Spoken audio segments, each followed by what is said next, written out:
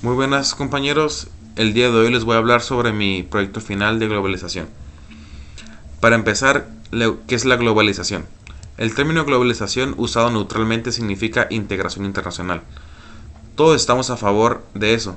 Ha sido el núcleo principal de los movimientos de izquierda y de trabajadores desde sus orígenes. Por eso cada unión se llama internacional. Todo el mundo está a favor de la globalización.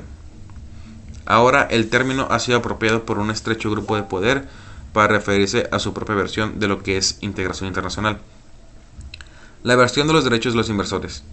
Y tiene sentido para ellos tratar de apropiarse del término porque cualquiera que suponga su versión está en contra de la globalización. Un tipo de primitivo que quiere volver a la edad de piedra.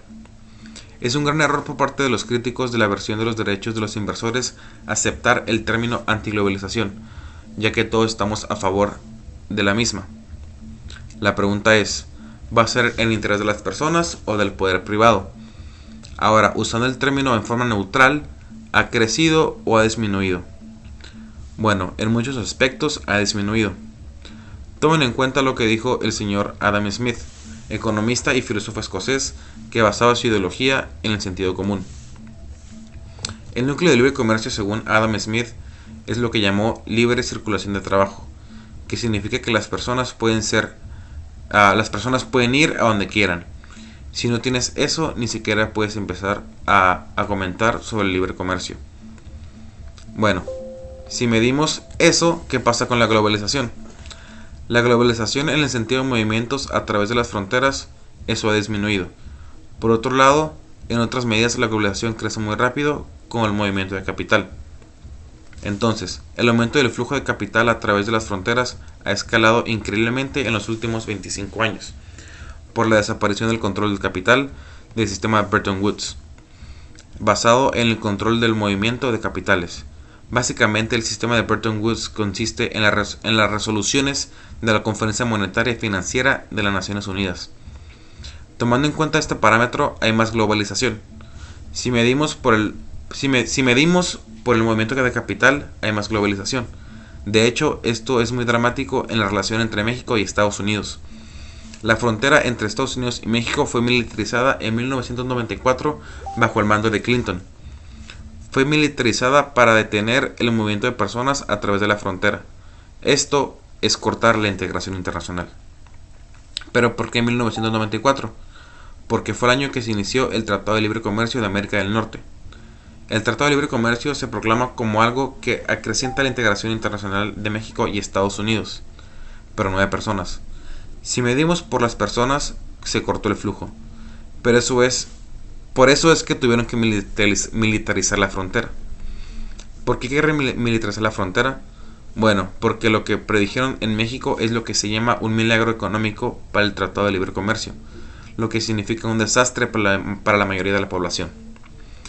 Los salarios cayeron estrepitosamente, disminuyeron las inversiones y en general hubo un milagro económico. Un milagro económico para un pequeño sector de la gente rica. Y para los inversores extranjeros es fantástico, ya que es su definición de milagro. Y ellos esperaban eso, y por eso tuvieron que militarizar la frontera. Entonces, ¿eso aumentó la integración o la disminuyó?